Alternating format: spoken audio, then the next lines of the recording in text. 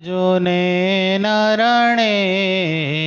યે પ્રવર્તાયિષન્ત્યસુરા સ્તે ત્વધર્મં યદાક્ષિતો ધર્મદેવા તદા ભક્તા અહમ નારાયણો મુનિ જાનીશે કૌશલે દેશે ભૂમોહિ સમગો દ્વિજ મુનિશાપનૃતાં પ્રાપ્તા નૃસિંસ્તાત તથોધવમ તતો વિત્તસુરેભ્યોऽહં સધર્મં સ્થાપયાનજ સધર્મં સ્થાપયાનજ. ઓમ અવતારિણે શ્રી સ્વામિનારાયણાય નમો નમઃ. શ્રી હરિકૃષ્ણાય ઘનશ્યામાય સહજાનંદ સ્વામીને નમો નમઃ. આપણી સભામાં પ્રગટ સ્વરૂપે બિરાજતા આપણા સૌ કોઈના ઇષ્ટદેવ પ્રાણ પ્યારા મહાશ્રેય મૂર્તિ ઘનશ્યામ મહારાજ તેમજ જેમની આપણા ઉપર અપાર કરુણા છે એવા કરુણામૂર્તિ પ્રાતસ્મરણીય પરમ વંદનીય આપણા સૌ કોઈના ગુરુશ્રી પરમ પૂજ્યપાદ સદગુરુ સ્વામી નિત્ય સ્વરૂપદાસજી સ્વામી, આપણા મંદિરના મહંત સ્વામી પૂજ્યપાદ હરિચરણદાસજી સ્વામી, આપણા મંદિરના કોઠારી પૂજ્યપાદ પાર્ષદવર્ય હરેશ ભગત, પૂજ્ય પરમસુખ સ્વામી, પૂજ્ય કરુણાસાગર સ્વામી, પૂજ્ય તરુણ સાગર સ્વામી, પૂજ્ય ધર્મનંદન સ્વામી, પૂજ્ય વિદેહી ભગત આદિ તમામ સંતો પાર્ષદોના શ્રી ચરણોમાં માનસિક સાષ્ટાંગ દંડવત પ્રણામની સાથે વાલા તમામ ભક્તોને હૃદયપૂર્વક જય સ્વામિનારાયણ. સરસ દિવાળીનું પર્વ ચાલી રહ્યું છે. એમાંય પણ ગઈકાલે આપણા મંદિરની અંદર ઠાકોરજીના સાનિધ્યમાં ચોપડા પૂજન સંપન્ન થયું. ગઈકાલે આપણે પર્વતભાઈ એનું આખ્યાન શ્રવણ કર્યું હતું.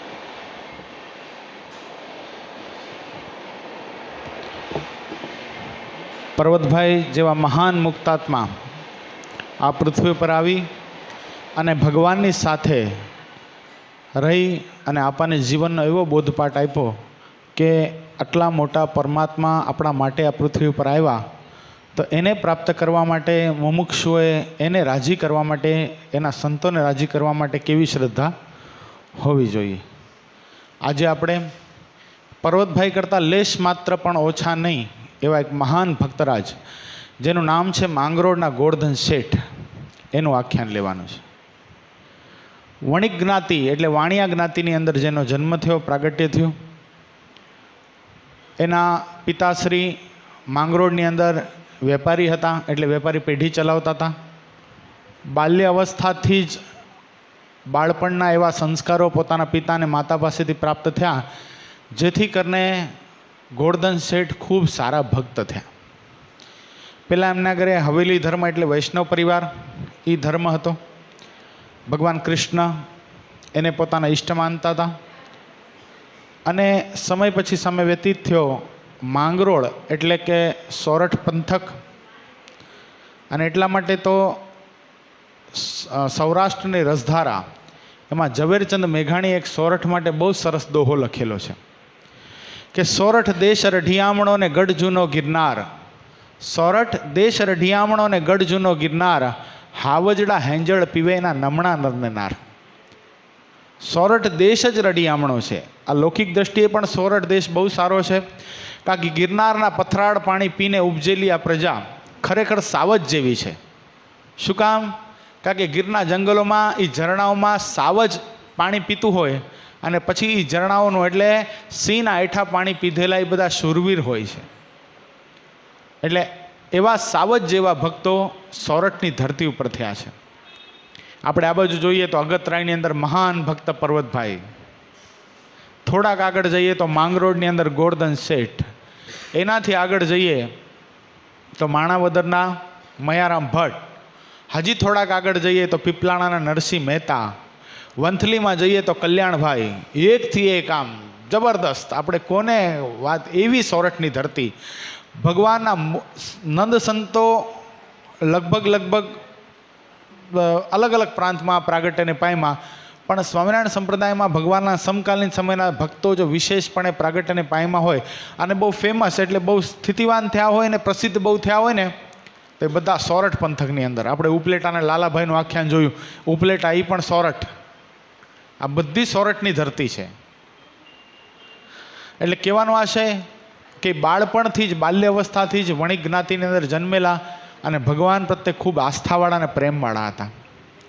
એમાં સદગુરુ રામાનંદ સ્વામીનું સોરઠ પ્રાંત એટલે ગઢ કહેવાય સત્સંગનો. રામાનંદ સ્વામી વિચરણ કરતાં કરતાં જ્યારે માંગરોળ પધાર્યા, માંગરોળની અંદર ગોરધન શેઠ અને એના પિતા, ગોરધન શેઠ ત્યારે નાના અને એના પિતાશ્રી બંને મહારાજના દર્શન કરવા માટે આવ્યા. રામાનંદ સ્વામીના દર્શન કરીને હૃદય કબૂલ કરવા લાગ્યું કે આ ખરેખર બહુ મોટા સદગુરુ છે. અને રામાનંદ સ્વામીએ કીધું હતું કે તમે મારે આશરે રહેજો, હું તમને પ્રગટ ભગવાનની ઓળખાણ એક ને એક દિવસ કરાવીશ. એમાં ઘટના એવી ઘટેલી કે ગોરધન શેઠના ફઈ નાની ઉંમરે વિધવા થયેલા. એટલે સ્વાભાવિક તે વખતેનો એવો સમય હતો કે સાસરિયામાં પછી ઉપદ્રવ ન થાય, એટલે યુવાન અવસ્થાની કન્યા હોય જો વિધવા થાય તો પોતાના પિયર આવીને રહેતી. એટલે મહદઅંશે ગોરધન શેઠના ફઈ પોતાના પિયર રહેતા એને પણ રામાનંદ સ્વામીનો સત્સંગ પ્રાપ્ત થયો. રામાનંદ સ્વામીનો સત્સંગ પ્રાપ્ત થતાની સાથે પુતળી ફઈ જેમનું નામ હતું, એમણે પણ ભગવત ભજનની અંતરમાં ઈચ્છા થઈ અને ખૂબ ભગવાનની ભક્તિ કરવા લાગ્યા. અને એમ કહેવાય કે વિધવા સ્ત્રી હોય એણે પતિ બુદ્ધિએ કરીને ભગવાનને સેવા, એટલે ભગવાન પ્રત્યે એવી આસ્થા લાગી અને સહજ ભાવે જીવનની અંદર જ્યારે ભજન ભક્તિ આવે અને વિધવા સ્ત્રી હોય અને ખરેખર ભજન ભક્તિ કરતી હોય ને, તો લોકો એના પિયરવાળા એને બહુ સન્માનની દૃષ્ટિથી જુએ. એટલે પુતળી ફઈનું સન્માન પોતાના પિયરિયામાં પણ ખૂબ વધી ગયું. અને સમય પછી સમય જતાં રામાનંદ સ્વામીના ખૂબ નિકટ થઈ ગયા. એટલા બધા ભાવાધીન વેશમાં ભજન કરતા કે પુતળી ફઈને પણ સમાધિ સ્થિતિ થઈ ગઈ. રામાનંદ સ્વામીને એમના ઉપર ખૂબ વિશ્વાસ, અને રામાનંદ સ્વામીએ પોતાનું ધન એટલે ઘરેણું સોનાનું એ પુતળી ફઈને રાખવા માટે આપેલું કે હું તો ત્યાગી કહેવાઉં અને ગામડે ગામડે મારે વિચરણ કરવાનું હોય, તમે સદગ્રહસ્થ છો, તમે આ વસ્તુ રાખો, જ્યારે અમને જરૂર પડશે ત્યારે અમે તમારી પાસેથી માંગી લેશું. અને રામાનંદ સ્વામીને લોજમાં સદાવ્રત ચાલુ કરવાનું હતું, એટલે રામાનંદ સ્વામીએ જે પુતળી ફઈને ઘરેણું આપેલું એ પુતળી ફઈ પાસેથી પાછું માંગ્યું. પુતળી ફઈને ધન જોઈ, એ સોનું જોઈ અને દાનત બગડી. જો ગમે એટલા સારા ભક્ત હોઈએ પણ આ વસ્તુ કદાચ ક્યારેક પોતાનું અસર બતાવતી હોય છે. કારણ કે શું મહારાજ એટલે તો કીધું ને કે સુવર્ણમાં કળીનો વાસ છે, આ કળિયુગ. બાકી કાંઈ સોનું પહેરવાથી કાંઈ કળિયુગ અસર કરે છે એવું નથી, પણ સોનામાં આપણી દ્રષ્ટિ કેવી છે એટલા માટે તો સંત તુલસીદાસે કીધું ને કે પરધન પથ્થર માનીએ, બીજાનું ધન છે ને પથ્થર સમજીએ, પર નારી માત સમાન, અને ફિર ભી જો મેરા રામ દર્શન ના દેના તો એ તુલસીદાસ જમાન. એટલે પુતળી ફઈને હૃદયમાં આ રામાનંદ સ્વામીનું સોનું જોઈને લાલચ જાગી કે ગુરુદેવને ક્યાં હવે આપવાની જરૂર છે, ગુરુદેવને તો ઘણા આપનારા છે, આ સોનું રાખી લઉં તો મારું ગઢપણ પાર ઉતરી જાય. અને રામાનંદ સ્વામીએ બહુ કીધું, પુતળી આ જે તું કરે છે ને બરાબર નથી. ગુરુનું ધન એક તો પારકું દ્રવ્ય છે, વિચાર કર. અને એમાંય પણ મને લોકોએ દાન આપેલું છે, ધર્માદાનું છે, આના માધ્યમથી હું સદાવ્રત ચલાવવાનો છું. આ તું ખાઈશ, ગમે એટલું ભજન કર્યું હશે, સમાધિ સ્થિતિએ પામી ગઈ હોઈશ, ભગવાનના પ્રગટ દર્શન થતા હશે, તોય પણ મરીને જમપુરીમાં જવું પડશે, સમજી લે વાતને. પણ પુતળી ફઈને લાલચના અંધકારની અંદર આ વાત મનાણી નહીં. પોતાનું ધાર્યું કર્યું અને પોતે પોતાનું જે સોનું હતું રામાનંદ સ્વામીનું, એ રામાનંદ સ્વામીને પાછું આપ્યું નહીં. અને ઘરમાં પણ આ વાત કોઈને કરી નહીં. સમય પછી સમય વ્યતીત થયો, રામાનંદ સ્વામીએ પણ આ લોકમાંથી વિદાય લીધી, એને સ્થાને ભગવાન સ્વામિનારાયણ આવ્યા. પણ તે પહેલાંની એક બહુ સરસ ઘટના છે. મહારાજ લોજ ગયા ને એની પહેલાં મહારાજ એકવાર માંગરોળ આવ્યા વનવિચરણ કરતાં કરતાં. અને માંગરોળ જ્યાં પધાર્યા અને ડોસાની વાવ ત્યાં કહેવાય છે. જેમ આપણી લોજની વાવ છે ને એમ જોજો માંગરોળ તમે દર્શન કરવા જશો ને તો મંદિરના બેઝમેન્ટની અંદર ત્યાં પણ વાવ છે, એ ડોસાની વાવ. પહેલી વાર ભગવાન સ્વામિનારાયણ વનવિચરણ વેશે આવીને ડોસાની વાવના કિનારા ઉપર બેઠા હતા. અને ગોરધન શેઠ નાના તે વખતે અને એ સમય એ અરસામાં બરાબર પૂતળી ફઈનું અવસાન થયેલું અને પૂતળી ફઈના કારજની સુખડી બનાવેલી. અને બરાબર આ મહારાજ એ વખતે બરાબર માંગરોળ પધાર્યા. ગોરધન શેઠે જોયા કે આવા સરસ મજાના તેજસ્વી યોગી છે, તો લાવને એમને કંઈક જમાડું. વર્ણી પાસે જઈ પગે લાગી અને ગોરધન શેઠે મહારાજને પ્રશ્ન કર્યો, વર્ણી કંઈ જમશો? ભૂખ્યા લાગો છો? મહારાજે કીધું હા જમીશ. અને દોડતા દોડતા સરસ મજાની ગરમ ગરમ સુખડી પોતાના ફઈના કારજની એ લઈ અને મહારાજને ગોરધન શેઠે જમાડી. મહારાજ સુખડી જમી ગયા. અને પછી મહારાજે પૂછ્યું કે આટલી વારની અંદર કદાચ લાવો તો રોટલો લાવો, રોટલી લાવો, અથવા તો બીજું કંઈક લાવો. આટલી સરસ મજાની ગરમા ગરમ સુખડી આટલીક વારની અંદર તમે ક્યાંથી લઈ આવ્યા? અને તે વખતે ગોરધનભાઈના મુખમાંથી શબ્દ નીકળ્યા કે આ મારી ફઈ એટલે પૂતળી ફઈ, એનું કારજ આજે હતું ને એના 13મા ત્રયોદશી વિધિ હતો, એની આ સુખડી હતી અને એ મેં તમને જમાડી. અને મહારાજે કીધું, અરે રે ગોરધન, આ તે શું કર્યું? આ ગ્રસ્ત પાપ કરે અને પછી એનું 13મું થાય અને એની સુખડી અમારે ખાવાની, હવે એના પાપનું પ્રાયશ્ચિત અમારે કરવું પડે. અને ગોરધન શેઠને કેફ હતો કે મારી ફઈ તો રામાનંદ સ્વામીની શિષ્યા છે. એટલે ગોરધન શેઠે મહારાજને કીધું કે વર્ણી, તમને શું લાગે છે કે જેના કારજની તમે સુખડી ખાવ છો કોઈ સામાન્ય આત્મા હતો? અરે નહીં નહીં, એણે તો સદગુરુ રામાનંદ સ્વામીને સેવાયેલા સમાધિનિષ્ઠ હતા. અને એ મારા ફઈની સુખડી જેને ખાવા મળે ને તો ભાગશાળી આત્મા કહેવાય, તો જેને તેને ખાવા પણ ન મળે. મહારાજ કે બહુ પાવર કરમાં, તારી ફઈ જમપુરીમાં ગઈ છે. ગોરધન શેઠને મનાણી નહીં આ વાત, કઈ રીતે ગઈ? મારી ફઈ કોઈ દી જાય જ નહીં જમપુરીની અંદર. મહારાજ કે તારી ફઈએ તારા ગુરુનું દ્રવ્ય ચોર્યું હતું, રામાનંદ સ્વામીનું સોનું ચોરી લીધું હતું, દાનત બગડી હતી એની, સમાધિનિષ્ઠ હોવા છતાંય પણ પરધનમાં આસક્તિ થઈ, જેથી કરીને જમપુરી પ્રાપ્ત થઈ છે, ભગવાનનું ધામ નથી પ્રાપ્ત થયું. અને ગોરધન શેઠ ગરમ થયા મહારાજ ઉપર કે આ તમારા જેવા સાધુ બાવલિયા ખોટું ખોટું બોલતા હોય, આના કરતાં તમને સુખડી ન જમાડી હોય તો સારું હતું. મહારાજ કે ગોરધન, તને તારા ફઈના દર્શન કરવા છે જમપુરીમાં? કેવી રીતે પીડાય છે, જમના દૂતો એને કેવા દુઃખ દે છે, જોવું છે તારે? ગોરધન કે તમે બતાડી શકો? કે હા હું બતાડી શકું મહારાજ. કે આંખ બેસીને મારી સામે બેસ, આંખ બીચીને મારી સામે બેસ. અને મહારાજે ગોરધન શેઠના માથા ઉપર હાથ મૂક્યો. ગોરધન શેઠને સમાધિ થઈ, સીધા ગયા જમપુરીની અંદર. જમપુરીની અંદર ગયા તો મોટા મોટા કુંડો અને એની અંદર ચપચપીઓ ને જપજપીઓ ને એવા બધા યમદૂતો, અને બધાને હેરાન કરે ને મારે ને ભાલા ભરાવે ને, મોટા મોટા કુંડો, તામિશ્ર ને અંધ તામિશ્ર ને, અને પાપ જેવા જેવા કરેલા હોય ને એવા એવા પાપોનો એને પ્રાયશ્ચિત કરાવડાવે. એ ધગધગતા તેલની અંદર પાપીઓને તળે અને આટલું બધું દુઃખ આપે. પછી અંગૂઠા માત્ર જેટલો જીવ રહે ને, ફરીવાર એને પાછો હાથ ફેરવે, ફરીવાર જીવ પાછો હોય એટલો ને એટલો થઈ જાય. પછી તો ગોરધન શેઠે આગળ જોયું તો જેણે આ લોકની અંદર વ્યભિચાર કર્યો હોય એને લોઢાની ધગધગતી સ્ત્રી કરી અને એને એ પુરુષને એ સ્ત્રીને બાદ ભેળાવે કે તને વ્યભિચાર કરવાનો બહુ શોખ હતો ને, આલે બાદ ભર આ સ્ત્રીને. આવા આવા પાપોના પ્રાયશ્ચિતો જમપુરની અંદર જોઈને ગોરધન શેઠના તો આમ ગાતર ઢીલા થઈ ગયા કે મારી ફઈ અહીંયા હશે પણ દેખાતી કેમ નથી. અને જ્યાં આવો વિચાર કર્યો ત્યાં અવાજ આવ્યો, ગોરધન મને બચાવો, ગોરધન મને બચાવો. અને બે જમદૂતો બરાબર જીથરા ખેંચીને, કારણ કે તે વખતે કાંઈ ગોરધન શેઠ ઓળખી શકે એવા દેહ ન હોય, અલગ દેહ પ્રાપ્ત થઈ જાય. પણ મહારાજને ગોરધન શેઠને પ્રતીતિ કરાવી હતી કે તારી ફઈ બરાબર જમપુરીમાં જ છે, એટલે પૂતળી ફઈને બરાબર એ સ્વરૂપે દેખાડી. એટલે બે જમદૂતો બરાબર ઢસડીને લઈ જાય છે પૂતળી ફઈને. અને ગોરધન શેઠ રડે છે કે ફઈબા મને તમને હું કેમ છોડાવું આમાંથી. અને આટલું જ્યાં જોયું ત્યાં સમાધિમાંથી જાગ્રત થઈ ગયા.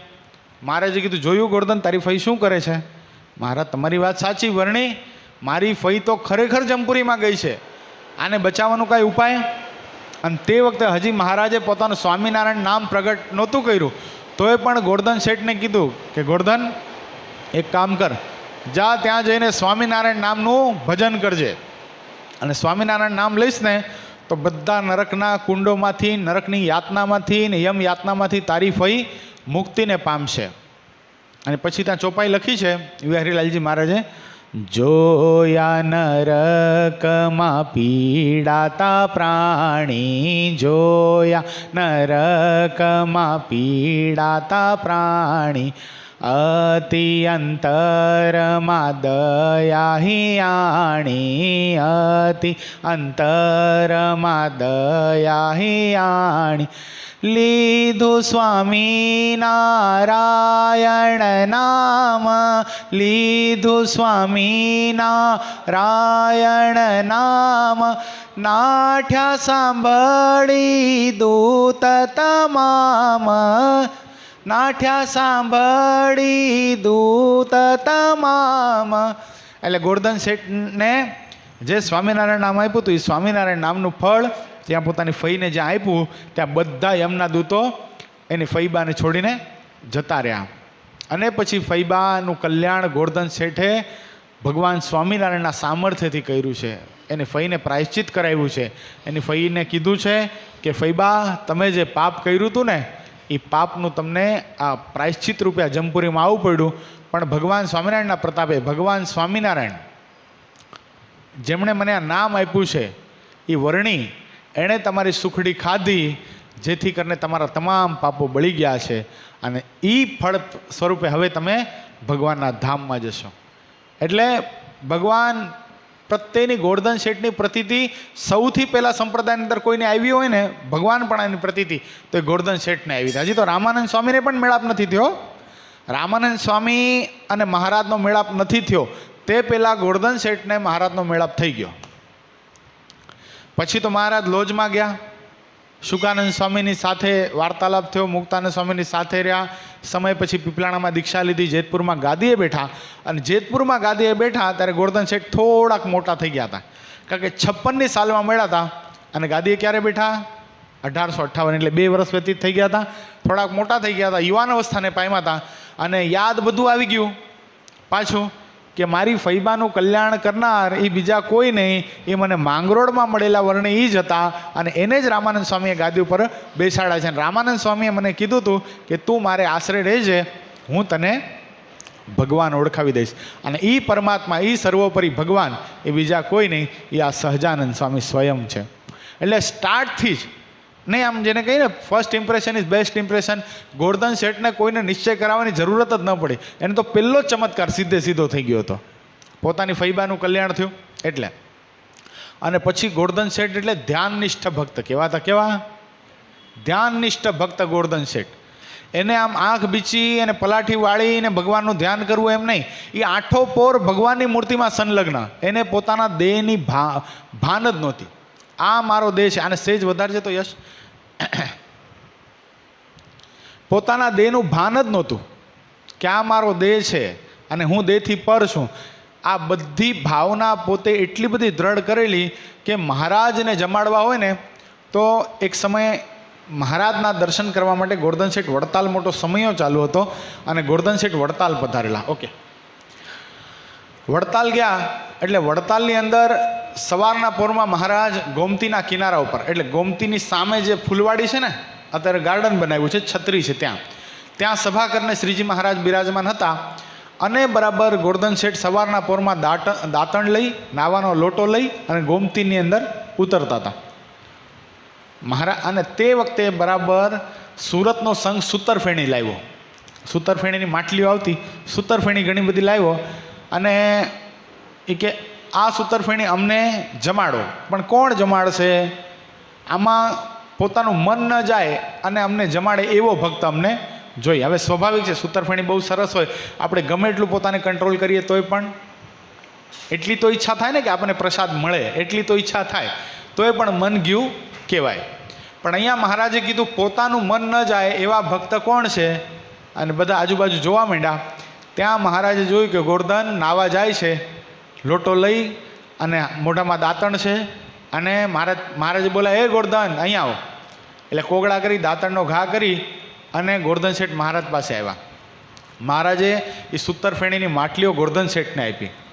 મહારાજ કે ગોરધન આ સૂતરફેણી અમને જમાડ. ગોરધન શેઠ પલાઠી વાળી અને જમવા લાગ્યા.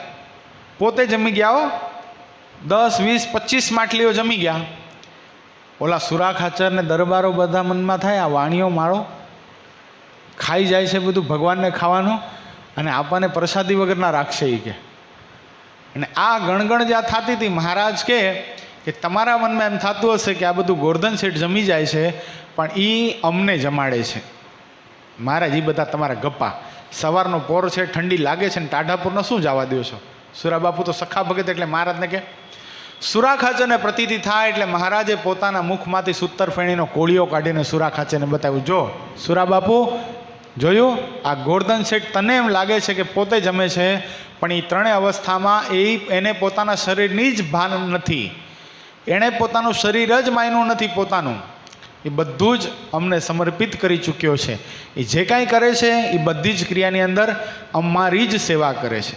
એણે કર્મયોગ સાધી લીધો છે, એનો કર્મ ભક્તિ રૂપે થઈ ગયું છે. અને આવીને આવી ઘટના પાછી માંગરોળની અંદર પણ ઘટેલી. આણંદજીભાઈ સંગેડિયા અને બધા ભક્તો બેઠા હતા, અને મહારાજ સરસ મજાના પેંડા આણંદજીભાઈ સંગેડિયા મહારાજ માટે બનાવીને લાવ્યા. 1 મણ પેંડા એટલે 20 કિલો પેંડા. મહારાજે ગોરધનભાઈને કીધું, ગોરધનભાઈ આ પેંડા અમને જમાડો. અને પેંડા લઈને ગોરધનભાઈ પાછા જમવા લાગ્યા. 1.5 મણ પેંડા ખાઈ ગયા. કેટલા? 1.5 મણ એટલે 15 કિલો પેંડા ખાઈ ગયા. વધેલા 5 કિલો વધ્યા ને પેંડા. મહારાજ કે આ બધા ભક્તોને પ્રસાદીમાં આપો. બધાને 5-5 પેંડા આપતા હતા. મહારાજે ગોરધન શેઠને પણ 5 પેંડા આપ્યા. ગોરધન શેઠ મહારાજને કે મહારાજ હું વાણિયો, મારું પેટ નાનું, મારાથી 5 પેંડા ખવાશે નહીં. હવે પેલા કેટલા ખાતા હતા? 15 કિલો. એનો મતલબ શું થયો? એ 15 કિલો કોણે ખાધા? એ મહારાજે ખાધા. એટલે મહારાજને કે મારાથી 5 પેંડા ખવાશે નહીં, મને 3 જ પેંડા આપો. એટલે પોતાના માટે કેટલા લીધા પ્રસાદી રૂપે? 3 પેંડા. અને મહારાજને કેટલા જમાડ્યા? 15 કિલો પેંડા જમાડ્યા. આવી સ્થિતિ એના દેહની હતી, પણ તોય પણ લોકોને હજી આ વાત મનાતી નહોતી. પણ એક વખત જ્યારે સુરાખાચરે બહુ મેણું માર્યું ને, મહારાજ આ ગોરધન તમારો એટલે તમે બધા એના વખાણ કરો, બાકી એણે તો લગ્ન પણ કર્યા છે, અને એને છોકરું પણ છે, અને એને સંસારિક વ્યવહાર પણ છે, અને બહુ મોટી પેઢી પણ ચલાવે છે, અને વેપાર પણ કરે છે, તો શું તમે એના વખાણ કરો છો કે ત્રણેય અવસ્થામાં અમને દેખે છે અને અખંડ મારા ધ્યાનમાં હોય છે? આ અમને મનાતું નથી. મહારાજ કે તો તમને કેમ મનાય?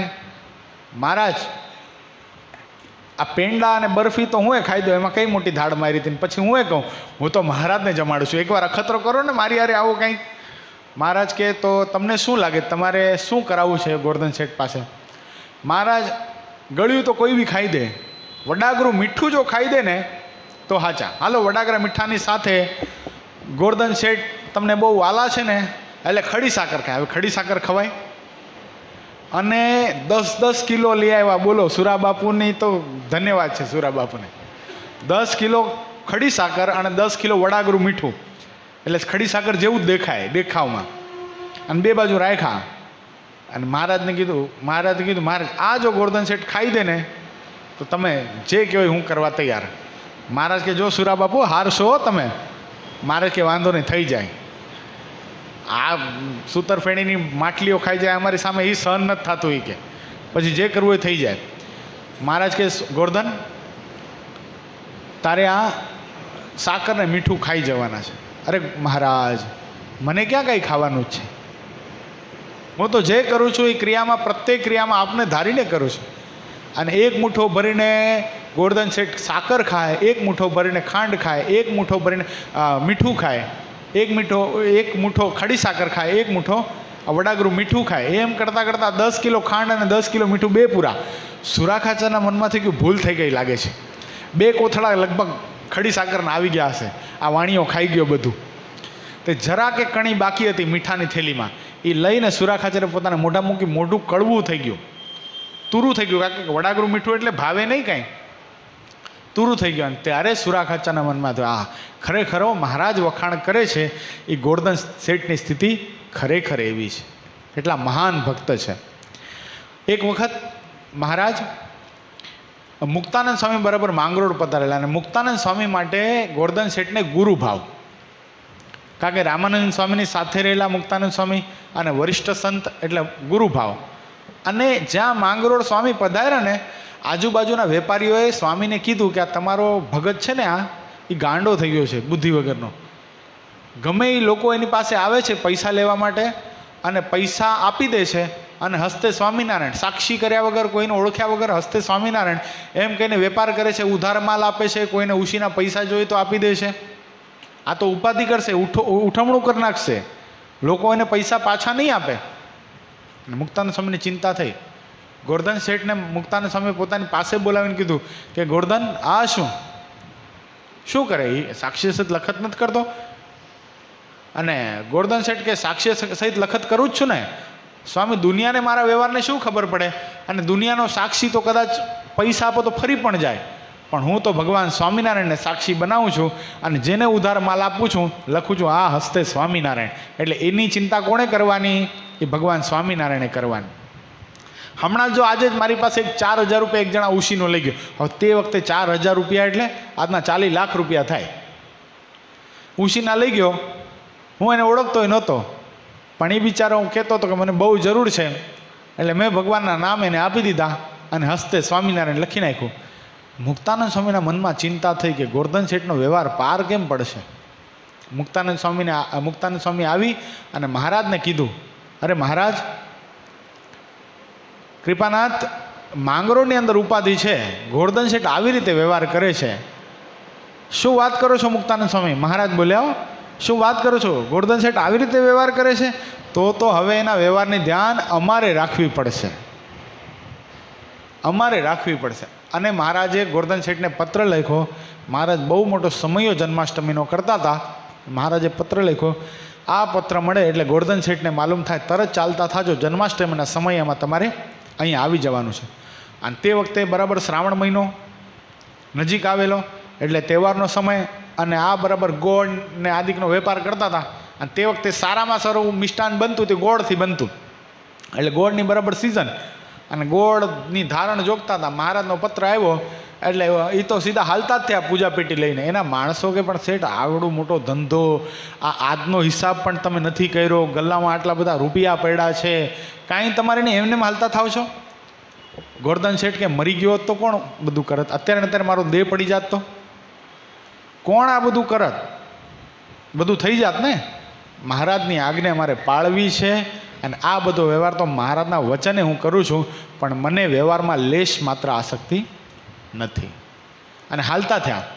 પણ વરસાદ કે મારું કામ, જોરદાર વરસાદ આવ્યો રસ્તાની અંદર, અને ગોરધન શેઠના કપડાં પલળી ગયા, ગારામાં પગ ખૂતી ગયા, બિચારા ક્યાંક લસકીને પડી ગયા. કારણ કે વાણીઓ એટલે આમ શરીર તો એટલું બધું ખડતલ નહીં, દરબારો ને પાટીદાર જેવું, એટલે બિચારો આમ પોચા માણસ, શરીર ખરડાઈ ગયું અને થાકી ગયા હાલતા હાલતા. હવે ઘોડો થાય નહીં, બળદગાડું હાલે નહીં, વરસાદની અંદર પગપાળા જવાનું, એમાં શરીર ખરડાઈ ગયું. હવે એક ઝાડવા નીચે બેઠા, અને ઝાડવા નીચે જ્યાં બેઠા ને મંદ મંદ વરસાદ આવતો હતો, પણ થાક બહુ લાગેલો, પલળેલા હતા, તોય પણ ગોરધન શેઠને ઊંઘ ઝાડવા નીચે આવી ગઈ. મહારાજને ચિંતા થઈ કે વરસાદની અંદર મારો ભક્ત પલળે છે. મહારાજે પાતાળ લોકની અંદરથી શેષ નારાયણને આજ્ઞા કરી કે મારા ભક્તને પલળવા દેવાના નથી. અને શેષ નારાયણ ગોરધન શેઠ સૂતા હતા ત્યાં બરાબર ફેણ ઊંચી કરીને ગોરધન શેઠની ઉપર આવી ગયા. એટલે એક ટીપું પણ ગોરધન શેઠને વરસાદનું અડે નહીં. અને ગોરધન શેઠને પોતાની આમ મસ્ત સરસ મજાનું પોતે આમ વિટાડું કરી અને ગાદલા જેવું કરી દીધું, અને ગોરધન શેઠને પોતાના શરીર ઉપર બોઢાડી દીધા. સવાર થયું, વરસાદ બંધ થઈ ગયો, ગોરધન શેઠને નિંદર પણ વ્યવસ્થિત આવી ગયેલી. શેષ નારાયણના મનમાં એમ થયું કે હવે ગોરધન શેઠ જાગશે, જાગે અને મને જોવે એને ગભરાઈ જાય, કારણ કે બી જાય ને હવે શેષ નાગ એટલે, અને એ પણ આટલી બધી ફેણો લઈને બી જાય. એટલે શેષ નાગના મનમાં એમ થયું કે હવે મહારાજની આજ્ઞા પળાઈ ગઈ છે, હવે હું જતો રહું. પણ જોયું કે હજી ગોરધન શેઠના કપડાં પલળેલા છે, અને સમયામાં ગોરધન શેઠને જવાનું છે. એટલે ફેણથી જોરદાર ફૂંકાર માર્યો. શું કર્યું? જોજો, સાપ ફૂંક મારે, જોયું? એટલે ફૂંક મારી. હવે આટલી બધી ફેણોથી એકી સાથે ફૂંક લાગી, એટલે કપડાં હતા એ બધા સુકાઈ ગયા, અને બહુ જોરદાર પવન આવ્યો, એટલે ગોરધન શેઠ જાગ્યા. જાગીને જોયું તો અદૃશ્ય, શેષનાગ તો અદૃશ્ય થઈ ગયા હતા, અને પોતાના વસ્ત્રો એકદમ કોરા. એના મનમાં આશ્ચર્ય થયું, હજી વરસાદ, આજુબાજુ બધું પલળેલું, વરસાદ હજી માંડ માંડ બંધ થયો છે, અને મને આવા પલળેલા વાતાવરણની અંદર ઉપરતા વરસતા વરસાદની અંદર ઊંઘ કેમ આવી ગઈ? હશે ભગવાનની કાંઈ ઈચ્છા. એમ કરીને ગોરધન શેઠ ચાલવા લાગ્યા. ચાલતા ચાલતા જ્યાં ગઢપુર આવ્યા, મહારાજે ગોરધન શેઠને પ્રશ્ન કર્યો કે ગોરધન શેઠ, રસ્તામાં કંઈ તકલીફ બકલીફ થઈ હતી કે આમ સરળતાથી આવી ગયા? મહારાજ થોડોક વરસાદ પડતો હતો એટલે થોડુંક એવું લાગ્યું, થોડોક લસકી ગયો તો, એકાદ બે ઠેકાણે પડી ગયો તો, ગારામાં પગ ખૂતી ગયા હતા, એવી થોડી તકલીફ થઈ હતી. પણ પછી મને નીંદર આવી ગઈ હતી બહુ સરસ, એટલે થાક બધો ઉતરી ગયો, એટલે અત્યારે બહુ શાંતિ છે. કે નીંદર કેવી રીતે આવી ગઈ હતી વરસતા વરસાદની અંદર? અને તમારા કપડાં કેમ કોરા છે? અરે મહારાજ, આપ તો અંતર્યામી છો, બધું જાણો છો, મને કંઈ ખબર નથી કેમ થયું આ બધું. અને મહારાજે તે વખતે કીધું છે કે તમારી રક્ષા માટે અને તમે ન પલળો એટલા માટે અમે શેષ નાગનું છત્ર તમારી ઉપર કરી નાખ્યું હતું. ભગવાન શેષ નારાયણ સાક્ષાત આવીને તમારા ઉપર છત્ર ધારીને બેઠા હતા અને તમે એની ગોદમાં સૂઈ ગયા હતા શાંતિથી, અને તમારા કપડાં શેષ નારાયણની ફૂંકારથી સુકાણા છે. આવા મહાન ભક્ત હતા. અને પછી મહારાજે જન્માષ્ટમીનો સમય કરતાં પહેલાં જ ગોર્ધન શેઠને કીધું કે એલા એ ગોર્ધન, આ બધાને ઉધાર રૂપિયા આપે છે અને હસ્તે સ્વામિનારાયણ લખે છે, આવું કરાતા હશે કંઈ? આવા કંઈ વ્યવહાર કરાતા હશે? અરે મહારાજ, આ તો ધનનો વ્યવહાર છે, મારું તો સર્વસ્વ તમારા નામે અર્પણ છે. અને કોણ લઈ જનાર છે અને કોણ દઈ જનાર છે? બધાના હૃદયમાં બેઠા તો આખર તમે જ છો ને. કોઈ લઈ ગયો એને તમે હૃદયમાં પ્રેરણા કરશો કે આ ગોર્ધન શેઠના રૂપિયા છે, આ તો ભક્તના રૂપિયા છે, એના રૂપિયા આપણે ખવાય નહીં, એટલે એ પ્રેમથી આપી જશે પાછો. અને કદાચ કોઈને જરૂર હશે અને નહીં દે, અને એના મનમાં એમ થશે કે મારે પચાવી પાડવા છે, ગોર્ધન શેઠ પાસે ઘણું બધું છે, તો એના હૃદયમાં પ્રેરણા કરનારા પણ આપ જ છો ને. એને જરૂર હશે તો નહીં આપે બિચારો, એમાં ક્યાં મારે ચિંતા કરવાની જરૂર છે? તમારી સંપત્તિ છે, તમે એના માલિક છો, હું તો ખાલી ટ્રસ્ટી છું, મારી કોઈ ઓથોરિટી નથી, હું તો તમારા નામે વ્યવહાર કરું છું. મહારાજે કીધું ગોર્ધન શેઠ જેવી સ્થિતિ આ દુનિયામાં એક જ છે. જનક એક થયા અને બીજો મારો ગોર્ધન શેઠ થયો. જનક રાજાના મુખમાં દેવા શબ્દ નીકળ્યા હતા, મિથિલાયામ પ્રદિપ્તાયામ ન મે દયતી કિંચન, અને બીજો આ મારો ગોર્ધન છે. એટલા માટે તો પ્રથમના બીજા વચનામૃતની અંદર ગોર્ધનભાઈનો પ્રશ્ન છે ને કે જેને જગત આખી માયા કહે છે એ માયાનું શું રૂપ છે? તો બહુ સરસ ઉત્તર મહારાજે તે વખતે ગોર્ધન શેઠને આપેલો છે કે ભગવાનના ભજનમાં જે પદાર્થ, જે તત્વ, જે આડું આવીને આવરણ કરે છે, કોઈ પણ વસ્તુ છે, પછી ધન છે, નારી છે, પુત્ર છે, પરિવાર છે, અથવા તો ગમે એ તત્વ છે, ભગવાનના ભજનમાં જે આડું આવીને આવરણ કરે છે એ શું છે? એ માયા છે. એટલે ગોર્ધન શેઠે ત્યારથી નક્કી કરી નાખ્યું હતું કે માયાને પ્રધાનપણું આવવા દેવું નથી. પણ જો તોય પણ ભગવાન પોતાના ભક્તો દ્વારા એવા ચરિત્ર કરાવે જેથી કરીને ભવિષ્યના ભક્તોને સાવધાનપણું તો પ્રાપ્ત થતું હોય છે. આટલું બધું ગોર્ધન શેઠના જીવનની અંદર દિવ્યતા હતી, પણ આ સાકરને મીઠું સરખું થઈ ગયું, લોકો એના વખાણ કર્યા, સંતોએ વખાણ કર્યા, એટલે ગોર્ધન શેઠને થોડુંક મનમાં થઈ ગયું કે મારા જેવો ભગત નહીં હો કોઈ બાકી. શ્રીજી મહારાજ સ્વયં મારા વખાણ કરે, મારા જેવો ભગત નહીં. એમાં બરાબર સંઘ જાતો તો વડતાલ, એમાં ગોર્ધન શેઠ પણ જાતા હતા. હવે ગોર્ધન શેઠ વણિક એટલે ઉજળા એકદમ રૂપાળા, એમાંય પણ ધોતિયું સરસ મજાનું સ્ટાર્ચ કરેલું, કાંજી કરેલું પહેરેલું, કડક સરસ મજાનો જબ્બો પહેરેલો, સારી વેલ્વેટની એટલે રેશમી મોજડી પહેરેલી, માથા ઉપર ટોપી, તિલક ચાંદલો, એટલે સ્વરૂપવાન લાગે. અને પાછા વ્યવસ્થિત હાયલા જાય, રસ્તામાં કંઈ કીચડ કાદવાડી ઉડે નહીં. એટલે હવે આમ દેથી પર સ્થિતિ જોજો, આમ દેથી પર, અને આમાં થોડોક દેહાભિમાન મહારાજે બતાવડાવ્યો. એમાં એક ધોરિયો ઠેકવાનો હતો. હવે ધોરિયો ઠેકે, હવે એના મનમાં થયું આ સરસ મજાની મોજડી લીધી છે, ધોરિયામાં જો પડી જશે ને તો ખરાબ થશે. તો બધા ઠેક્યા ધોરિયો. હવે આને ઠેકવો એટલે આમ તો નાની કાઠીના હતા, બટકા હતા, એટલે એણે શું કર્યું, પેલા 15 પગલાં પાછળ લઈ, જો પિકઅપ લેવું પડે, કોઈ વસ્તુ ઠેકવાની તો પિકઅપ લેવું પડે, એટલે 15 પગલાં પાછળ જઈને દોડતા દોડતા ધોરિયા પાસે પહોંચ્યા ને, એના મનમાં થયું નહીં ઠેકાય ધોરિયો, એટલે ઊભા રહી ગયા. હવે નિત્યાનંદ સ્વામી આ બધું જોવે, નિત્યાનંદ સ્વામી જોવે, પાછા 25 પગલાં પાછળ ગયા, અને 25 પગલાં પાછળ જઈ અને કૂદીને ધોરિયો ઠેક્યો. ધોરિયો ઠેકાઈ ગયો, પણ ધોરિયો ઠેકતા ઠેકતા જ્યાં કૂદી મારી ચપ્પલ નીકળી ગઈ, મોજડી નીકળીને બરાબર ધોરિયામાં પડી, અને પોતે પણ કાદવમાં પછાડ, એટલે કપડાં મેલા ગંદા થઈ ગયા. હવે થોડીક ઉપાધિ કરવા લાગ્યા, અરે રે આવી સરસ મજાની મોજડી હતી, આવી સરસ મજાના વસ્ત્ર પહેરેલા હતા, કાંજી કરેલા, આ બધા બગડી ગયા. નિત્યાનંદ સ્વામી બોલ્યા, નિત્યાનંદ સ્વામીના મુખમાંથી શબ્દ નીકળ્યા, આમ તો બહુ દેથી પરની વાતો કરે છે, ધ્યાન કરવાની વાતો કરે છે, સાકરને મીઠું સરખું થઈ જાય, મહારાજને અખંડ ધારે, પણ આજે કપડાં બગડી ગયા તો ઉપાધિ કરે છે, બોલો. અને આટલા શબ્દો ગોર્ધન શેઠે સાંભળ્યા. તેજણને ટકોર જ હોય, ગોર્ધન શેઠના મનમાં થઈ ગયું કે આ જે મહારાજને નથી ગમતું અને મહારાજની ભક્તિમાં મને વિઘન થાય છે, એવો દેહ અભિમાન પણ મારે આજથી રાખવો નથી. અને એક વખત હવે પોતે આમ સારા એટલે જેને કહેવાય વેપારી માણસ હતા, એટલે એની આર્થિક સ્થિતિ બહુ સદ્ધર હતી, જેમ તેમ નહોતા. એટલે એક વખત પોતે પોતાના ધર્મપત્નીની સાથે ગઢપુર આવતા હતા અને સમયો હતો, સમયાની અંદર જવાનું હતું. એટલે એના પત્નીએ કીધું કે મહારાજની કૃપા છે આપણા ઉપર, તમે આમ સાવ સાદા કપડાં પહેરો, કાંઈક ચેન ન પહેરો, ઘરેણા ન પહેરો, એવું થોડી હાલે, કાંઈક પહેરો ને. અને મહારાજે ગ્રહસ્થ ભક્તોને ક્યાં ના પાડી છે.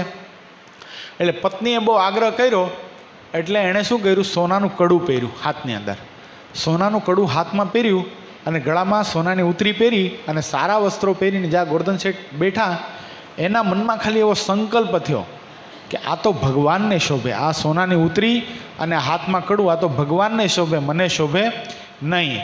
જે દાસને ભગવાનને ઉપભોગમાં લેવાની વસ્તુ ભગવાનના ભક્તએ પોતાના ઉપભોગમાં લેવી નહીં. દાખલા તરીકે પછી તેને યાદ આવ્યું કે ભગવાન રામચંદ્રજીને પુષ્પની માળા ચડે તો કોઈ દિવસ હનુમાનજી પુષ્પની માળા પહેરતા નથી. હનુમાનજીને શું ચડે? આંકડાના ફૂલ ચડે. તો હનુમાનજી જો નથી પહેરતા તો મારે કેમ આ વસ્તુ બધું ધારણ કરાય? આટલો જ્યાં વિચાર થયો ને, આખું શરીર આમ શ્યામ થઈ ગયું. પોતે બહુ રૂપાળા હતા, ગોરા હતા, પણ શરીર કાળું થવા લાગ્યું. એના પત્નીના મનમાં થયું, આ શું વળગાડ થઈ ગયો કે ભૂત અંદર પ્રવેશ ગયું કે શું થયું? અને તે વખતે એના પત્નીએ એને પ્રશ્ન કર્યો કે પતિદેવ આ શું થાય છે તમને? એ કે બસ તે પરાણે મને કડું પહેરાવ્યું, મારા મનમાં એવો સંકલ્પ થઈ ગયો કે આ તો ભગવાનને શોભે, મને શોભે નહીં. અને એટલો સંકલ્પ જ્યાં મને થયો, મારું શરીર કાળું થવા લાગ્યું. એના પત્નીએ કીધું હું તમને હાથ જોડું છું, તમે આ કાઢી નાખો, તમને જેમ યોગ્ય લાગે, તમે જેવી રીતે ભક્તિ કરો છો એવી રીતે તમે રહો. અને બહુ ભગવાનમાં અતિશય પ્રીતિવાળા હતા અને ભગવાનના હૃદયગત અભિપ્રાયને જાણનારા હતા. એટલે ભગવાને પોતે એમને એવા બધા ઐશ્વર્યના દર્શન, પોતાના ઐશ્વર્યના દર્શન કરાવેલા. એક વખત પોતે માંગરોળની અંદર મહારાજ પધાર્યા, એટલે મહારાજ ગોરધનભાઈને કે ગોરધનભાઈ તમે અહીંયા સમુદ્રના કિનારે રહ્યો, કોઈ દી સમુદ્રમાં નાવા બાવા જાઓ છો કે નહીં? એટલે મહારાજને હાથ જોડીને કે મહારાજ સાચું કહું, હું વાણિયો, મને બહુ બીક લાગ્યો, ક્યાંક રખીને મોજું મને ખેંચી જાય તો, એટલે મને એ બધી વસ્તુથી બહુ બીક લાગે છે, એટલે હું જાતો નથી. મહારાજ કે તું એ પોષી માણસ છો, હાલ હું તને લઈ જાઉં. એટલે મહારાજ કે હાલ આજે તો સમુદ્રમાં નાવું જ છે. એટલે બધા તૈયાર થયા, દરબારો ને બધાના મનમાં, મહારાજના મનમાં થયું આ દરબારો ગોરધન શેઠને આમ બીતા જોશે ને તો બહુ એની મશ્કરી કરશે. એટલે દરબારોને મહારાજે ના પડી દીધી, દરબારો તમારે અમારી સાથે નાવા આવવાનું નથી. મહારાજે કીધું એક મુક્તાનંદ સ્વામી, એક હું અને ત્રીજા ગોરધનભાઈ, આ ત્રણે જ લોકો અમે નાવા જશું. આ ત્રણે ગયા. હવે નાવા જ્યાં ગયા, અંદર પ્રવેશ કર્યો ત્યાં ગોરધન તો ધ્રુજવા લાગ્યો. હજી તો ગોઠણ સુધી પાણી નથી આવ્યો, પાણી જરાક આવ્યું ત્યાં ગોરધન ધ્રુજવા લાગ્યું. મહારાજ મને પકડી રાખજો, મહારાજ આ મોજું મને ખેંચી જશે. અરે ગોરધન આમાં કાંઈ ન થાય હવે. અને મહારાજ અંદર લઈ ગયા, છાતી સમા પાણી સુધી લઈ ગયા. અને મહારાજ ગોરધન કે ગોરધન ડૂબકી માર. અરે મહારાજ ડૂબકી થોડી મરાય આમાં, આ મોજા તો જુઓ કેવા તોફાની છે, લઈ જાય તો અંદર. અરે મારને હું કહું છું. અને મહારાજના વચ્ચેને ડૂબકી મારી ગોરધને. ડૂબકી મારી તે બહાર ના આવ્યા ઘણી વાર સુધી. મુક્તાનંદ સ્વામી ચિંતા થઈ, અરે મહારાજ ઓલો પહેલેથી બીકણ હતો, એને તમે ડૂબકી મરાવી, હવે બહાર નથી આવતો, ક્યાં ગયો હશે? મહારાજ મુક્તાનંદ સ્વામી કે મુક્તાનંદ સ્વામી ચિંતા નહીં કરો, થોડોક ઊંડી ડૂબકી મારી હશે અને એને એમ હશે કે હું કેટલો શૂરવીર છું, મહારાજને બતાવી દઉં, એટલે શ્વાસ રોકીને અંદર બેઠો હશે, આવશે બહાર. 10 મિનિટ થઈ, ગોરધન શેઠ બહાર ના આવ્યા. 15 મિનિટ થઈ, બહાર ના આવ્યા. 20 મિનિટ થઈ, બહાર ના આવ્યા. અડધો કલાક થયો, મુક્તાનંદ સ્વામીને આંખમાં આંસુ આવ્યા. મહારાજ હું તમે ને ગોરધન શેઠ 3 જ આવ્યા હતા, ત્યાં બધાને જઈને મોઢું શું બતાડશું? ગોરધન શેઠ ડૂબી ગયા એમ? મહારાજ કંઈક દયા કરો. અરે મુક્તાનંદ સ્વામી તમને બહુ ચિંતા થાય છે ને ગોરધન શેઠની, બોલાવો એને, અવાજ દો, આવશે બહાર. અરે મહારાજ એ પાણીની અંદર ગયો છે, હું પાણીની બહાર અવાજ દઈશ તો એને થોડી સંભળાવવાનું છે. મહારાજ કે અવાજ તો દો. અને મુક્તાનંદ સ્વામી અવાજ દો, એ ગોરધન બહાર આવો, એ ગોરધન બહાર આવો. મહારાજ કે હજી તમે જોરથી અવાજ નથી દેતા સ્વામી, થોડોક તાણીને અવાજ દો. અને મુક્તાનંદ સ્વામી જોરથી તાણીને અવાજ દીધો તોય પણ ગોરધન શેઠ બહાર આવ્યા ના. અને મુક્તાનંદ સ્વામીની ચિંતા થાય, પણ મહારાજ હસ્યા રાખે. અને મહારાજ 1.5 કલાક પછી ગોરધન શેઠ બહાર આવ્યા પાણીમાંથી. 1.5 કલાક પછી પાણીમાંથી બહાર આવ્યા. મુક્તાનંદ સ્વામીએ ગોરધન શેઠને પ્રશ્ન કર્યો, ગોરધન આટલી બધી વાર તું પાણીમાં, આમ તો આટલો બધો બીતો હતો ને, શું કરતો હતો? અરે મુક્તાનંદ સ્વામી, આ સમુદ્ર નહીં, આવા તો 7 સમુદ્રને 7 દીપથી પાર હું ગયો તો મહારાજની સાથે. આ એક સ્વરૂપે મહારાજ તમારી સાથે ઊભા હતા, પણ બીજા સ્વરૂપે ડૂબકી મારી, મને બીક લાગતી હતી એટલે ડૂબકી મારીને મારી સાથે આવ્યા. આવા 7 સમુદ્ર 7 દ્વીપ તેથી પાર કરી અને માયાના અષ્ટાવરણને પાર, પૃથ્વી જળ તેજ વાયુ આકાશ અહંકાર મહતત્વ પ્રધાન પુરુષ મહાપુરુષ અક્ષર અને અક્ષરથી પર પુરુષોત્તમ નારાયણ એ કેવી રીતે બિરાજમાન છે, એ બધી રચનાઓ, બધા દેવતાઓના સ્થાનક, બધા અધિષ્ઠાતાઓના સ્થાનક એ ભગવાને મને બતાવ્યા. અને મુક્તાનંદ સ્વામી ગોરધન શેઠની સ્થિતિને જોઈને આભા બની ગયા. મુક્તાનંદ સ્વામીને પણ ખબર પડી ગઈ કે આ ગોરધન કોઈ સામાન્ય નથી, મહારાજને આટલો વાલો છે, જેથી કરીને મહારાજ એને પોતાના રહસ્યમય બધા સ્થાનોના દર્શન કરાવે છે. આવી સ્થિતિ ગોરધન શેઠની. આવા મહાન મુક્ત આત્મા. પોતાને સત્સંગ તો હતો, પણ એને એક આગ્રહ, બહુ મહાન આગ્રહ હતો કે પોતાને જે મહારાજ ઓળખાણા છે ને એ બીજાને ઓળખાવા. એને તાન હતું એ. અને ખરેખર ભગવાનના ભક્તોને આ તાન હોવું જ જોઈએ કે મને જે ભગવાન પ્રાપ્ત થયા છે એ હું બીજાને કેમ ઓળખાવી દઉં. પણ લાગટ પ્રયત્ન ન કરવો. એમાં શું થાય, જો આપણે મુમુક્ષુ ઓળખવા પડે, કોને ભગવાનની વાત કરવી ને એમાં પણ ચોઈસ કરવી પડે. જો આમ જનરલ છે, આપણે ક્યાંક યાત્રામાં જતા હશું ને તો જે મુમુક્ષુ હશે ને એ આપણને કહેશે કે તમે જાઓ છો ને તો 200 રૂપિયા મારા તરફથી ધરાવજો, એને સિલેક્ટ કરી લેવા. હા બસ, આને ભગવાન પ્રત્યે શ્રદ્ધા છે.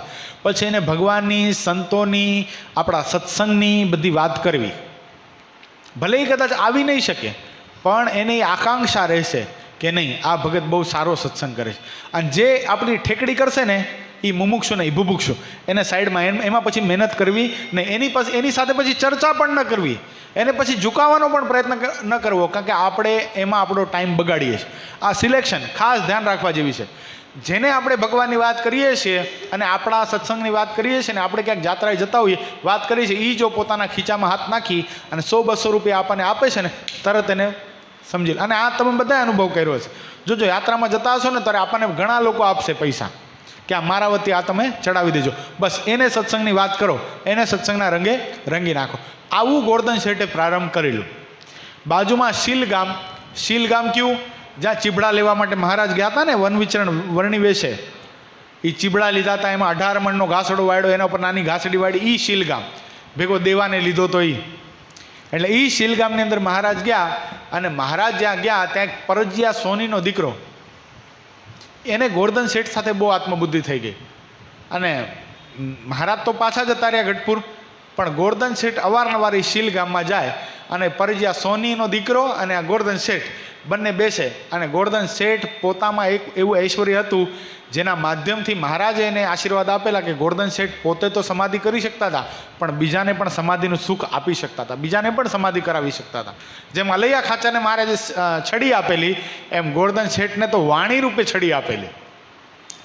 ગોરધન શેઠ ભગવાનની વાતો કરે, આવા મહારાજ બિરાજમાન છે, આવી સરસ મજાની એની છટા છે, આવા મહારાજે વાઘા ધારણ કર્યા છે. જ્યાં ભક્તનું હૃદય મહારાજની મૂર્તિમાં તરબોળ થવા માંડે ને ત્યાં એને સમાધિ થવા માંડે. એમ ધીરે ધીરે કરતાં ઓલા પરજીયા સોનીના બાળકને સમાધિ થવા લાગી. એના પિતાના મનમાં થયું આ આટલો મોટો માણસ, પ્રૌઢ અવસ્થાવાળો, 30 વર્ષનો ઉંમરનો માણસ, અને મારો દીકરો તો બહુ નાનો છે, હજી 10-12 વર્ષનો, આ બેને મિત્રતા કઈ રીતે? એના મનમાં એમ થયું કે આ કંઈક અલગ લાગે, વિચિત્રતા લાગે છે. એટલે એણે પોતાના દીકરાને પૂછ્યું કે બેટા આ કોણ છે આ ભાઈ, અને આ બધું તમે શું કરો છો રોજ? એ બોલ કર્યા રાખે છે ને તું આંખ બીચીને બેઠો છો. અને તે વખતે એ પરજીયા સોનીના બાળકે પોતાના પિતાને એમ કીધું કે આ જે છે ને એ માંગરોળના ગોરધનભાઈ છે, અને ભગવાન સ્વામિનારાયણ જે આવ્યા હતા ને આપણા ગામની અંદર એના અનન્ય આશ્રિત છે, અને એના માધ્યમથી મને ભગવાન સ્વામિનારાયણ જ્યાં હોય ને અત્યારે ત્યાં લાઈવ એના દર્શની કરાવે છે. બોલો, એના પિતાને વાત મનાણી નહીં, એટલે એના પિતા કે આજે હું પણ આવું છું. એટલે એ તો પલાઠી વાળીને બેસી ગયો, રોજનો અભ્યાસ હતો. અને ગોરધન શેઠે પ્રારંભ કર્યું કે મહારાજ આજે ગઢપુરમાં લીંબ તરુ નીચે બરાબર દાદા ખાચરના દરબારના મધ્ય ભાગની અંદર લીલુડો લીમડો છે, એની નીચે સરસ મજાનો ઢોલિયો બિછાવેલો છે, એની ઉપર મહારાજ સર્વ શ્વેત વસ્ત્ર ધારણ કરીને બિરાજમાન છે, અને માથા ઉપર સરસ મજાની શ્વેત પાક ધારણ કરી છે, કાનમાં મોગરાના પુષ્પો ધારણ કર્યા છે, એ મોગરાના પુષ્પો અને કાન ઉપર સરસ મજાના 2 ગુલાબના પુષ્પો ખોસ્યા છે, અને મહારાજે કંઠમાં સરસ મજાના સુવર્ણના હાર પહેર્યા છે, 2 હાથમાં મોગરાના પોંચા પહેર્યા છે. આવી શોભાનું વર્ણન જ્યાં કર્યું, અને એના પિતાને તો મોગરાના પુષ્પોની સુગંધ આવવા માંડી. હવે ખાલી વર્ણન ચાલુ છે હજી, અને પુષ્પોની સુગંધ આવવા માંડી. એના પિતાને આશ્ચર્ય થયું પરજીયા સોનીને કે આ શું. અને પછી હજી આગળ વાત કરતાં કરતાં પછી હવે શું દેખાય છે બેટા તને, ગોરધન શેઠ પૂછે. તો પેલો બાળક કે મને હવે એવું દેખાય છે કે મૂળજી બ્રહ્મચારી મહારાજને બોલાવવા માટે આવ્યા છે. મૂળજી બ્રહ્મચારી એમ કે છે, અરે મહારાજ ચાલો કૃપાનાથ પધારો, થાળ જમવાનો સમય થઈ ગયો છે. અને મહારાજ સરસ મજાની ચાખડી પહેરી અને ચટકનથી ચાલે, ઉતરાતા બારના ઓરડાની ઓસરીએ મહારાજ સરસ મજાના એક પગ ઊભો રાખી, બીજો હાથ એના ઉપર ઊભો રાખીને મહારાજ સરસ મજાનો થાળ જમે છે. અને પછી ઓલો ગોરધન શેઠ એને પૂછે છે કે બેટા અત્યારે મહારાજ શું જમી રહ્યા છે. મહારાજ સરસ મજાના દૂધના બનેલા પેંડા જે બોટાદથી આવ્યા છે, સોમલા ખાચર લઈ આવ્યા છે, મહારાજ પ્રેમથી જમે છે. આટલા શબ્દો જ્યાં સાંભળ્યા એના પિતાએ, આવા તો કંઈ ગપ્પા હોતા હશે, આ બધું દેખાય કંઈ. હવે દેખાવાની ક્યાં વાત કરો. ગોરધન શેઠ એના પિતાને પ્રતીતિ આવે એટલા માટે ગોરધન શેઠે પેલા બાળકને કીધું, બેટા તું મહારાજને દેખે છે તો મહારાજ પણ તને દેખતા જ હશે. મહારાજને પ્રાર્થના કર, અરે મહારાજ આપ જો મને આ થાળની પ્રસાદી આપો ને તો હું તો બહુ બળભાગી બની જાઉં. અને પેલા બાળકે મહારાજને કીધું કે મહારાજ મને પણ પ્રસાદી આપો. એટલે મહારાજે 3 પેંડા આપ્યા, બરાબર ગણીને હો, 3 પેંડા આપ્યા મહારાજ. અને જ્યાં આંખ ખોલી, હાથ ખોલ્યા, ત્યાં 3 સરસ મજાના દૂધના પેંડા. એક પેંડો પોતાના પિતાને આપ્યો, એક પેંડો પોતે લીધો, ને ત્રીજો પેંડો આપ્યો ગોરધન શેઠને. આ દ્રશ્ય જ્યારે ઓલા પરજીયા સોનીએ જોયું ત્યારે પરજીયા સોનીના મુખમાં તેવા શબ્દ નીકળ્યા હતા, ગોરધનભાઈ તમારા ભગવાને સાચા, તમે એના ભક્ત સાચા, અને તમારા યોગે કરીને મારો બાળક પણ એનો ભક્ત સાચો બની ગયો છે, માટે મને પણ આવી સ્થિતિ તમે કરાવો. અને ગોરધન શેઠના મનમાં થયું, આ તો કર્યા જેવું છે. આ બંધ બારણાની અંદર એકલા ઓરડાની અંદર ન કરાય, ગામના ચોરામાં બેસીને કરાય. અને ઓલો બાળક તો પ્રેક્ટિસવાળો હતો, એના પિતાને પેંડો ખાધા પછી પ્રતીતિ આવી ગઈ. એટલે ગોરધન શેઠે પાછું ચાલુ કર્યું કે મહારાજ સરસ મજાના દાદા ખાચરના દરબારમાં હવે વાસુદેવ નારાયણના ઓરડાની ઓસરીએ બેઠા છે, અને સરસ મજાનો ઢોલિયો મશરૂના ગાદલા ઉપર મહારાજ બિરાજમાન છે, અને મહારાજ ધર્મ, જ્ઞાન, વૈરાગ્ય, ભક્તિની વાતો કરે છે. એમાં મુક્તાનંદ સ્વામી મહારાજને પ્રશ્ન કરે છે, મહારાજ કે ભગવાનના ભક્તને આ જે માયા છે એ કેવી રીતે દુઃખ આપે છે. આવો જ્યાં પ્રશ્ન થાય ત્યાં આ બે જણા આંખ બીચીને બેઠા છે ને, પિતા ઓલો પરજીયો સોની એનો બાળક, ત્યાં એની પત્ની નીકળી પાણી ભરવા માટે. એણે કીધું આ શું ચાલુ છે. એટલે ગોરધન શેઠે કીધું આ બેને સમાધિ થઈને મહારાજના દર્શન કરે છે. કે આમ કાંઈ મહારાજના દર્શન થતા હશે તો મારે કરવા છે. એમ એ બેઠી, એમ પછી કરતાં આખું જેટલા ગામની અંદર જેટલા એ ચોરામાંથી પસાર થતા હતા બધા બેઠા. એકી સાથે ગોરધન શેઠે શીલ ગામની અંદર 100 લોકોને ભગવાનના પ્રગટ દર્શન કરાવ્યા. આવી સ્થિતિ હતી. અને કેટલા બધાને ગોરધન શેઠે મહારાજના આશ્રિત કર્યા, અને મહારાજની કંઠી ધારણ કરાવીને મહારાજનો પૂર્ણ પુરુષોત્તમ નારાયણનો નિશ્ચય કરાવેલો. એટલું જ નહીં, પોતે આટલી ઊંચી સ્થિતિ હોવા છતાંય પણ પોતાને સાકરને મીઠું સરખું થઈ જાય, મહારાજ એને ખૂબ પ્રેમ આપે. મહારાજ પોતાના હૃદયના નિકટના સૌથી પ્રિય જે સત્સંગી હતા, નિકટના માળાના મણકા સમાન એવા ગોરધન શેઠને રાખતા, તોય પણ સંતોનો ખૂબ મહિમા ગોરધન શેઠને હતો. આ એક વસ્તુ સમજવાની છે. નકા વ્યક્તિ પ્રતિભાવાન થાય ને એને પછી પોતે બીજાની ગરજ રહેતી નથી. પણ આ વસ્તુ બહુ સમજવા જેવી છે કે પોતે આટલા સરસ પોતે બીજાને સત્સંગ કરાવી શકતા હતા. પોતાની જીવા ઉપર જાણે સરસ્વતીનો વાસ, બીજાને સત્સંગ કરાવી અને ભગવાનના ભક્ત બનાવી દેતા હતા. તોય પણ નાનામાં નાના સાધુ હોય એની પાસે સત્સંગ કરવા પોતે બેસતા. કથા વાર્તાનું એને ખૂબ અંગ હતું. અને આ વાત નિર્વિવાદિત છે. જે સારો શ્રોતા બની શકે ને એ જ સારો વક્તા બની શકે. ખાલી જેને સંભળાવવાની આદત હોય ને એનું કોઈ સાંભળે પણ નહીં. આ કોણ સાંભળે? શું કામ સાંભળે? કે દુનિયા એને જોતી હોય છે કે આ જ્યારે કથા વાર્તા થતી હોય ત્યારે આ પણ સાવધાનીપૂર્વક બેસે છે, ત્યારે દુનિયાના મનમાં થાય કે નહીં, આને સંતોનો આટલો બધો સમાગમ છે તો આપણને આની પાસેથી કાંઈક પ્રાપ્ત થશે, એટલે સાંભળતા હોય છે. એટલે ગોરધન શેઠને આવો મહિમા હતો. નાનામાં નાના સાધુ કથા કરતા હોય તોય પણ ગોરધન શેઠ ખૂબ પ્રેમથી એ સંતોની કથાનું પાન કરતા. એક વખત મહારાજે કીધું કે ગોરધનભાઈ, તમે પોતે આટલા સારા સત્સંગી છો, બીજાને સત્સંગ કરાવી શકો છો, તોય પણ તમે સત્સંગમાં બેસીને તમારો સમય ફાળવો છો, એના કરતાં એટલો સમય બીજાને સત્સંગ કરાવવામાં ફાળવતા હો તો? અને તે વખતે ગોરધન શેઠે બહુ સરસ મહારાજને ઉત્તર આપ્યો છે. મહારાજ, મારું કાર્ય એટલું જ છે કે મહારાજ મને ખાલી તમારા સંતોની ઓળખાણ બીજા જીવાત્માને કરાવવાની છે. અહીંયા સુધી કોઈ જીવાત્માને લઈ આવવાનો છે. કદાચ સંતોની ગેરહાજરી હોય ને હું સત્સંગ કરાવું તો અલગ વાત છે, બાકી મારે એ બીજો દાખલો કરવાની જરૂર નથી. મારે ખાલી તમારા સંતોની ઓળખાણ જીવાત્માને કરાવવાની છે. જે વાતને સદગુરુ ગુણાદિતાનંદ સ્વામીએ પણ વાતોમાં લખી. સ્વામી કે આ જીવાત્માને 4 ઘાટી છે. મોક્ષની અંદર 4 ઘાટી છે. એક તો પોતાના દેહથી આત્માને નોખો સમજવો, ઉત્તમ પંચવિષયમાંથી રાગ ટાળવા, ભગવાનને પુરુષોત્તમ જાણવા અને સાચા સાધુ ઓળખવા. અને તે વખતે શિવલાલ શેઠ આ વાત થતી હતી ને ત્યારે હાજર હતા. એટલે શિવલાલ શેઠે ગુણાતીતાનંદ સ્વામીને પ્રશ્ન કરેલો કે સ્વામી, આ તો 4 ઘાટી બહુ કઠણ છે, સામાન્ય જીવ કેમ તરી શકે? અને તે વખતે શિવલાલ શેઠને સ્વામીએ ઉત્તર આપેલો કે બેટા, એક કામ કરજે, એક ઘાટી જો તરી જઈશ ને તો બીજી 3 ઉલ્લંઘવી બહુ સહેલી છે. એક ઘાટી કઈ? તો તું સાચા સાધુ ઓળખી લેજે. સાચા સાધુ ઓળખાઈ જશે ને તો દેહથી આત્મા પણ નોખો પોતે થઈ જશે, તને ખબર પણ નહીં પડે. ભગવાનની સર્વોપરી ઉપાસના એટલે ભગવાનને પુરુષોત્તમ જાણવા, એ પણ સાચા સાધુના માધ્યમથી જ થાય. અને ઉત્તમ પંચવિષયમાંથી રાગ ટાળવા ને એ તો જોડે ચોઈટું છાણ છે. સંતોની ખરડ ભૂમિ સરખી વાતો આવશે ને, એ જોડે ચોઈટું છાણ ક્યારે નીકળી જશે એ તને ખબર પણ નહીં પડે. એટલે ગોરધન શેઠે આ જ વાત મહારાજને કીધી. મહારાજ, મારે બીજો કોઈ દાખલો નથી કરવાનો, મુમુક્ષુને તમારા સંત સુધી લાવવાનો દાખલો એ મારે કરવાનો છે.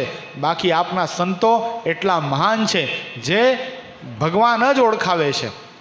એટલે આવા ગોરધન શેઠ, સમય ઘણો થઈ ગયો, કારણ કે આવા મહાન ભક્તોની કથા એ કરવા બેસીએ ને તો આખો દિવસ વ્યતીત થઈ જાય ને તોય પણ આપણને સમયનું અનુસંધાન રહે નહીં. પણ સમયને મર્યાદા આપી, માન આપી અને આપણે ગોરધન શેઠના ચરિત્રના માધ્યમથી ભગવાન શ્રી હરિના ચરણોમાં એવી પ્રાર્થના કરીએ કે ગોરધનભાઈનું જેવું જીવન હતું, અને આજે 8મો દિવસ છે ને, લગભગ 8મું ચરિત્ર છે. લગભગ 8 ચરિત્ર આપણે શ્રવણ કર્યા, તો 8 ચરિત્રના માધ્યમથી આપણે જેવા મહાન મુક્તાત્માના ચરિત્ર આપણે શ્રવણ કર્યા છે, એમાં જો થોડું બધાના જીવનમાંથી થોડું બી આપણા જીવનમાં આવી જાય ને તો આપણો બેડો પાર થઈ જાય. તો આપણે ભગવાનને એવા નૂતન નવલા વર્ષોમાં એવું પ્રાર્થના કરીએ કે ખરેખર આ જે મહાન મુક્તાત્મા આપની સાથે આ પૃથ્વી પર પધાર્યા હતા, એમના જીવન સરખું અમારું જીવન બને. અને ખાસ વાલા ભક્તજનો, આજે ગ્રહણનો દિવસ છે. બધા જમી તો લીધું જ હશે ને સવારમાં વહેલા? એમાં ક્યાં કોઈ ના, બહુ સરસ ગુણાતીતાનંદ સ્વામી વાતોમાં કર્યું, ખાવું અને સ્ત્રી, આ 2 બાબતમાં કોઈને ગુરુ કરવા પડતા નથી. બહુ સરસ વાત કીધી છે સ્વામી. એટલે એ તો કોઈને કહેવાનું નથી, પણ હવે 1:30 વાગ્યા સુધી પાણી પી શકાશે. 1:30 થી 4:30, 6:30, 4:30 ગ્રહણ ચાલુ થઈ જશે, 4:15, 4:30ની વચ્ચે. એટલે 4:15 વાગે બધા મંદિરે આવી જજો. આપણે 6:30 વાગ્યા સુધી ગુરુની કથા જે લાઈવ આવશે ને, વચનામૃતની કથા, એ આપણે અહીંયા શ્રવણ કરશું. એક મૌન રાખી, કોઈ બોલશું નહીં, કાંઈ મૌન રાખી મંત્ર જાપનું મશીન લઈ અને સ્વામિનારાયણ મંત્ર જાપ કરતાં એ કથાનું શ્રવણ કરશું, જેથી કરીને આપણને નામ જપનું પણ ફળ પ્રાપ્ત થાય, કથા શ્રવણનું પણ ફળ પ્રાપ્ત થાય. 6:30 વાગે ગ્રહણ પૂરું થશે. ત્યારબાદ સ્નાન કરી દાનનો સંકલ્પ કરી, જેટલા ભક્તો જનોઈ પહેરતા હોય એણે જનોઈ પણ બદલી નાખવાની, દાનનો સંકલ્પ કરવાનો. દાન લખાવવું હોય તો અત્યારે જો સરદાર આવતીકાલે નૂતન વર્ષ છે, એટલે કેટલા બધા સંતો ભેગા થયા છે, બધા સ્થાનોના લગભગ 100 ઉપરાંત સંતો સરદારની અંદર બિરાજમાન છે. અને આ બધાય સંતોને નૂતન વર્ષમાં જમાડવાનો લાભ ફક્ત 5100 રૂપિયામાં છે. એટલે 5100 રૂપિયાની રસોઈ છે સંતોની, એ લખાવી તો એ લખાવી શકો. કોઈને કદાચ એટલું બધું ન પહોંચ હોય તો 1100 રૂપિયાની સંતોની રસોઈ અહીંયા બી છે, એ પણ લખાવી શકશો. પણ કાંઈક ને કાંઈક થોડું ફૂલની પાંખડી દાન કરજો, કારણ કે દાન આ ગ્રહણ પછી કરવાનું અક્ષય ફળની પ્રાપ્તિ થાય છે. ભજન અને દાન આ બે વસ્તુ જ્યારે ગ્રહણમાં કરવામાં આવે છે ત્યારે અક્ષય ફળની પ્રાપ્તિ થાય. આપણે જે કાંઈ કાર્ય કરીએ છીએ આપણે કાં તો આપણને પ્રાપ્ત થાય અને કાં તો આપણા વારસદારોને પ્રાપ્ત થાય એટલા માટે કરતા હોઈએ છીએ. એટલે એ ગમે એ રીતે આપણને પ્રાપ્ત ફરીવાર થશે એટલા માટે દાન અને ભજન આ બેનો ખૂબ મોટો મહિમા છે. એનો પણ લાભ લેજો. અને ત્યારબાદ સાંજે કદાચ કોઈનાથી ન રહેવાતું હોય તો ફ્રૂટ પાણી લઈ શકશો. અને સવારના કાલે અનાજના પારણા 6:30 પછી કરવાના રહેશે. એટલે આપણી કાલની આરતી સવારની 6:30 વાગે થશે. ત્યારબાદ આપણે પૂજ્યપાદ ગુરુના દિવ્ય આશીર્વાદ એ પણ પ્રાપ્ત કરશું અને પરસ્પર સ્નેહ મિલન કરશું. જો તમારી ઈચ્છા હશે ને તમે કહેશો તો કથા કાલે કરશું, અથવા તો કાલે કથા નહીં કરી. કેમ લાગે છે, કરવી છે નથી કરવી? ભૂખ લાગી હશે તો પછી એવું થશે કથા નકર આપણે 6:30 વાગે આરતી હશે ને એટલે 6:45 બધું પૂરું થઈ જશે. એટલે આપણે 6:45 થી 7:30 એવું હશે તો કથા કરશું. 7:30 વાગે બધા છૂટા એટલે ઘરે જઈ અને પારણા. પૂજન 8 વાગ્યા પછી જ છે. એ 8 વાગ્યા પછી છે જે. એટલે એ બધા ખાસ કારણ કે ત્યાંય જમાડશે એટલે 8 વાગ્યા પછીનો ટાઈમ રાખ્યો છે. એટલે આપણે 7:30 સુધી કોઈ ભક્તનું આખ્યાન લઈ અને પછી આપણે બધા છૂટા પડશું. એવી રીતનો આવતીકાલનો કાર્યક્રમ રહેશે. એટલે બધા ભક્તો ખાસ લાભ લેજો. આજનો દિવસ બહુ પવિત્ર છે. એની સાથે આ અત્યારની કથાને વિરામ. સહજાનંદ સ્વામી મહારાજની જય. શ્રીપતિમ શ્રીધરમ સર્વદેવીશ્વરમ ભક્તિધર્માત્મજમ વાસુદેવમ માધવમ કેશવમ કામદમ કારણમ સ્વામિનારાયણમ નીલકંઠમ ભજે. સહજાનંદ સ્વામી મહારાજ. આવો દિલીપ ભગત.